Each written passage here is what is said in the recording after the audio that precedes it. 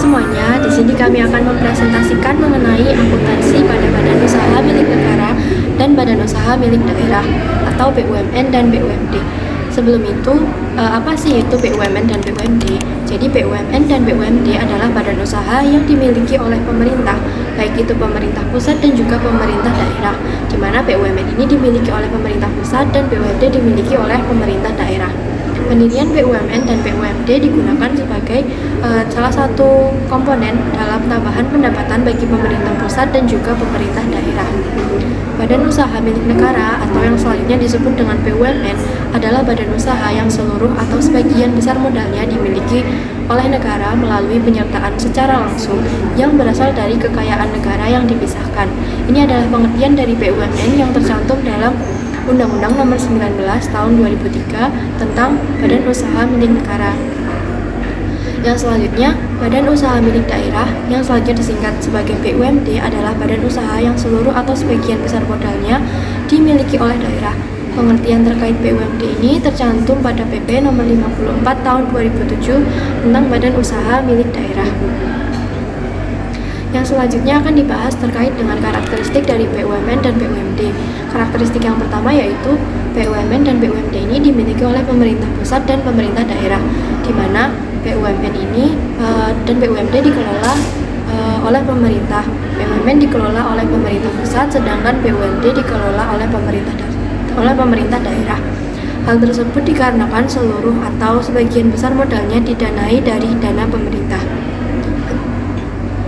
Yang karakteristik yang kedua yaitu sumber modalnya berasal dari APBD dan juga APBN.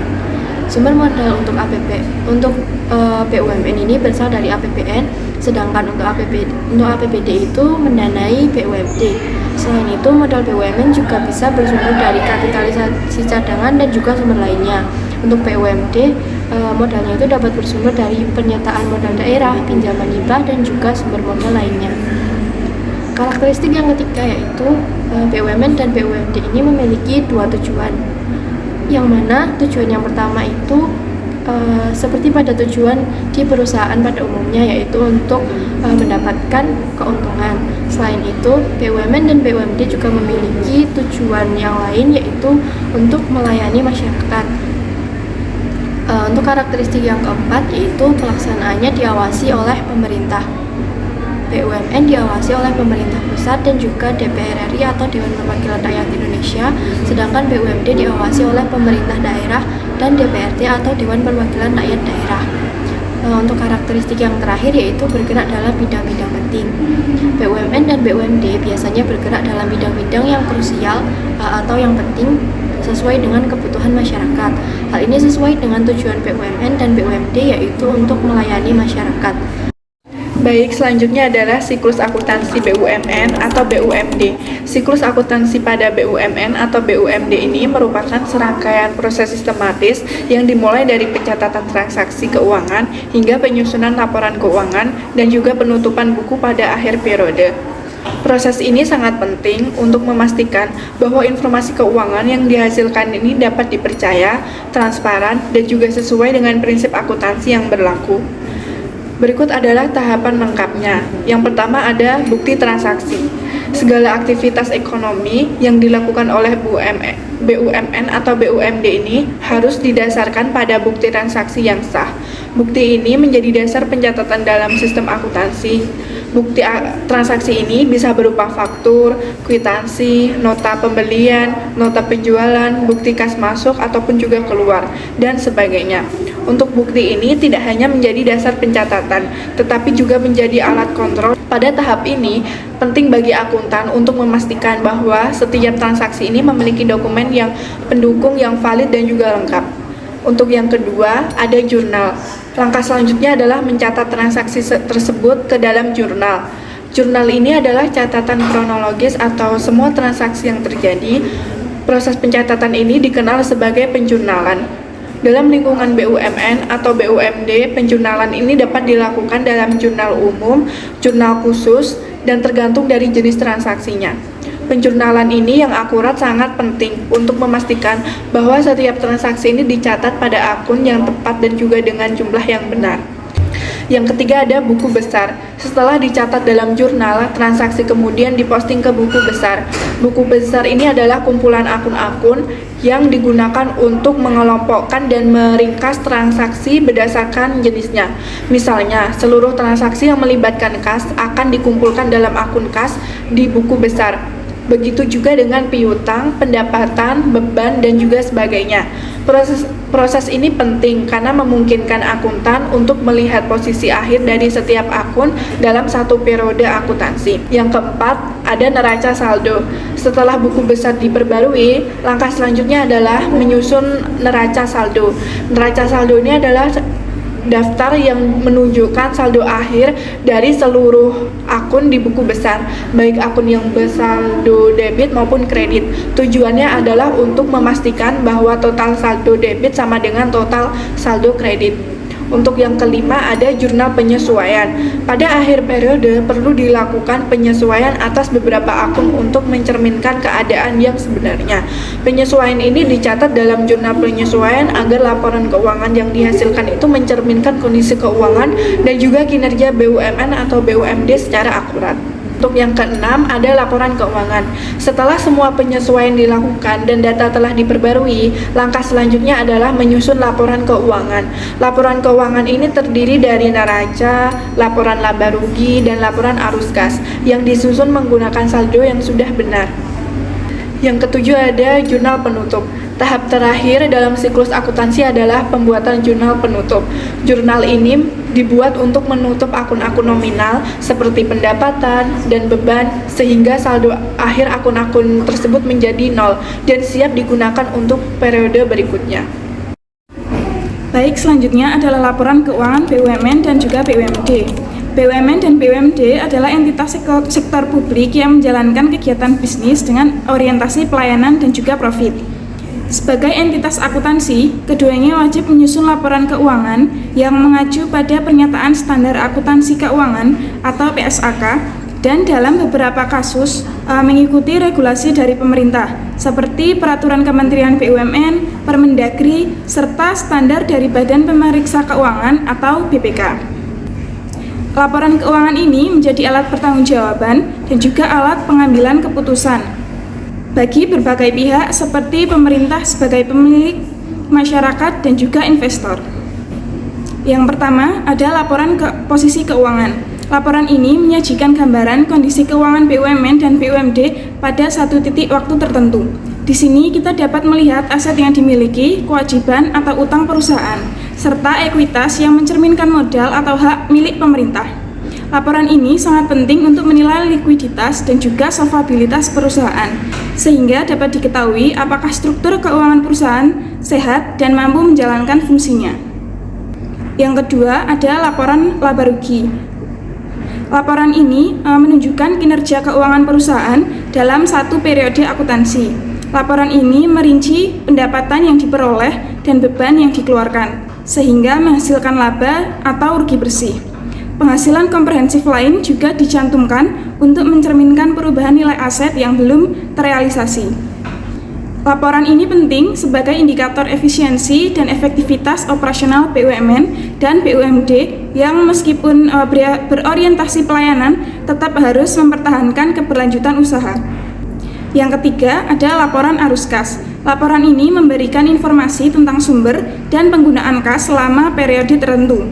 Laporan ini terbagi dalam aktivitas operasi, investasi, dan juga pendanaan. Informasi ini sangat krusial untuk menilai kemampuan perusahaan dalam mengelola likuiditas, memastikan perusahaan dapat memenuhi kewajiban jangka pendeknya, dan juga merencanakan investasi atau pembiayaan di masa mendatang. Yang keempat, ada laporan perubahan ekuitas. Laporan ini menunjukkan perubahan modal pemerintah dan laba ditahan selama periode berjalan. Laporan ini menginformasikan tentang tambahan modal dari pemerintah, laba yang dihasilkan, serta pembayaran dividen. Dengan laporan ini, kita dapat memahami dinamika modal dan bagaimana perusahaan mengelola sumber daya yang berasal dari pemerintah. Selanjutnya ada catatan atas laporan keuangan atau CALK. Ini memberikan penjelasan detail atas kebijakan akuntansi, rincian pos-pos laporan, serta informasi penting lain yang tidak terlihat secara langsung dalam laporan utama. Catatan ini meningkatkan transparansi dan juga akuntabilitas laporan keuangan BUMN dan BUMD karena mereka mengelola dana publik yang harus dipertanggungjawabkan secara jelas dan juga rinci. Selain itu, BUMN dan juga BUMD menyusun laporan realisasi anggaran atau LRA. Ini merupakan laporan yang menunjukkan realisasi anggaran pendapatan dan belanja perusahaan yang dibandingkan dengan anggaran yang telah direncanakan. Secara hukum dan standar, laporan keuangan BUMN dan BUMD disusun berdasarkan Pernyataan Standar Akuntansi Keuangan atau PSAK serta diatur oleh peraturan perundang-undangan seperti UU nomor 19 tahun 2003 tentang BUMN dan Permendagri nomor 77 tahun 2020 untuk BUMD. Standar dan regulasi ini memastikan bahwa laporan keuangan memenuhi prinsip transparansi, akuntabilitas, dan dapat digunakan sebagai alat pengambilan keputusan oleh pemerintah dan masyarakat. Selanjutnya yaitu pencatatan transaksi BUMN dan BUMD. Mengikuti prinsip akuntansi yang berlaku umum dan disesuaikan dengan regulasi, BUMN dan BUMD melakukan pencatatan transaksi dengan prinsip akuntansi berbasis akrual, yang dimana transaksi ini dicatat ketika terjadi, bukan saat kas diterima atau dibayarkan. Pencatatan tersebut mencakup yang pertama yaitu identifikasi transaksi, yaitu mengidentifikasi setiap transaksi keuangan yang terjadi. Yang kedua yaitu pengukuran transaksi, yaitu menentukan nilai moneter dari setiap transaksi. Yang ketiga yaitu pencatatan transaksi, yaitu mencatat transaksi ke dalam jurnal atau buku besar. Yang keempat yaitu pengikhtisaran transaksi, yaitu meringkas transaksi ke dalam laporan keuangan seperti neraca, laporan laba rugi, dan laporan arus kas. Tujuan utama pencatatan adalah untuk menyajikan informasi keuangan yang akurat dan bermanfaat bagi pihak internal dan eksternal. Selanjutnya yaitu jenis transaksi yang dicatat. Yang pertama yaitu transaksi operasional, yaitu penjualan, pembelian, biaya gaji, biaya operasional lain. Yang kedua yaitu transaksi investasi seperti pembelian aset tetap dan penyertaan modal dan investasi jangka panjang. Yang ketiga yaitu transaksi pendanaan, yaitu seperti pinjaman bank, penerbitan obligasi, penyertaan modal dari pemerintah. Yang keempat yaitu transaksi non-kas, yaitu penyusutan aset dan penyesuaian nilai dan lain-lain. Selanjutnya yaitu standar akuntansi BUMN. Yang pertama yaitu standar akuntansi keuangan atau SAK. Secara umum BUMN di Indonesia menyusun laporan keuangan berdasarkan standar akuntansi keuangan atau SAK yang diterbitkan oleh Dewan Standar Akuntansi Keuangan atau DSAK, Ikatan Akuntansi Indonesia atau IAI. Yang kedua yaitu PSAK IFRS. Sebagian besar BUMN yang memiliki akuntabilitas publik signifikan menerapkan PSAK yang mengacu pada International Financial Reporting Standard atau IFRS. Yang ketiga yaitu PSAK etap. Beberapa BUMN yang tidak memiliki akuntabilitas publik dapat menggunakan SAK entitas tanpa akuntabilitas publik atau etap. Yang keempat yaitu standar akuntansi pemerintahan atau SAP. Kementerian BUMN sendiri dalam penyusunan laporan keuangannya menggunakan standar akuntansi pemerintahan atau SAP sebagaimana tercantum dalam laporan keuangannya. Nah, yang kelima yaitu peraturan Menteri BUMN.